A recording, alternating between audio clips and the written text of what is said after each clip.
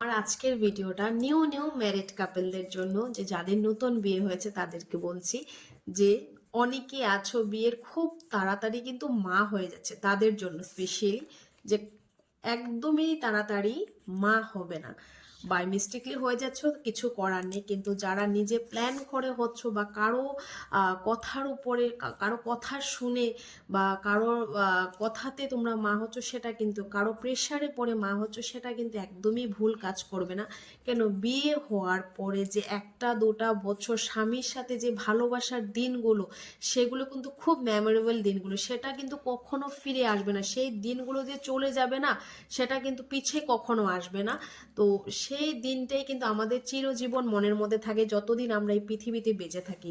আর সেই জায়গাটার মধ্যে যদি আমরা মা হয়ে যাই না, তখন স্বামীর থেকে যে ভালোবাসাটাও কিন্তু কমে যায়। আমি বেশিরভাগ দেখেছি সেটা কিন্তু কমে যায়, সেটা আমার পক্ষেও হতে পারে কমে গেছে।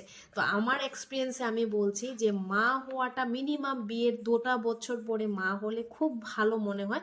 কেন, মা হয়ে গেলে কিন্তু মার কিন্তু অনেকটা জিম্বা চলে আসে বাচ্চার প্রতি, তখন এতটা কেয়ারিং থাকতে লাগে মা। তো সে তখন এরকম হয় স্বামীকে সময় দেওয়ার পর্যন্ত টাইমটা থাকে না।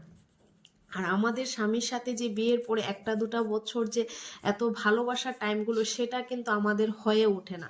আর অনেকের ঘরেই আছে যারা একটু ওল্ড থাকে, একটু তাড়াতাড়ি বলে যে মা হয়ে যাও, 1 বছর হয়ে গেছে, 2 বছর, কখনো কান দেবে না। কেন, মা হওয়ার পরে ঠাকুমা, দাদু, দিদিমা, মাসি, পিসি কিন্তু 1 ঘন্টা, 2 ঘন্টা, 3 ঘন্টা, তার থেকে বেশি কিন্তু বাচ্চাকে ওরা কেয়ার করবে না। বাচ্চা কানলে পরে মা কোথায়, বাচ্চা পটি করলে মাকে খুঁজে বের করো, মা কোথায়, সি করলে মা কোথায়। তো তার জন্য পুরাটা দায়িত্ব কিন্তু মার উপরে এসে যায়। ভালোবাসাটা কিন্তু সবার পক্ষে 1 ঘন্টা 2 ঘন্টা, কিন্তু মার ভালোবাসাটা কিন্তু সবসময় দিতে হবে, বাচ্চাকে 100% দিতে হবে।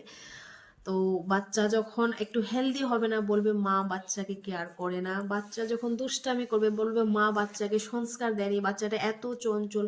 মানে যতদিন মা হওয়ার পরে বাচ্চা যতটা বড় হবে, মার কিন্তু এতটাই কথা শুনতে হবে। যদি বাচ্চা ভালো না হয়, বাচ্চা যদি সুস্থ সবল না হয়, বাচ্চা যদি হেলদি না হয়, তো তার জন্য সেগুলো তো শোনার দিন চিরজীবন পড়ে আছে। কিন্তু বিয়ের পরে যে 2টা 3টা বছর যে ভালোবাসার দিনগুলো, সেগুলো নষ্ট না করে অনেকটা এনজয় করো লাইভে, সেগুলো একদম ক্যামেরায় বন্দি করো।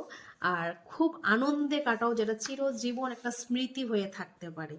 তো যদি আমার কথাটা ভালো লেগে থাকে, অবশ্যই সবাই আমাকে ভালোবাসে, ভিডিওটা শেয়ার করতে একদমই ভুলবে না। Tata, bye bye.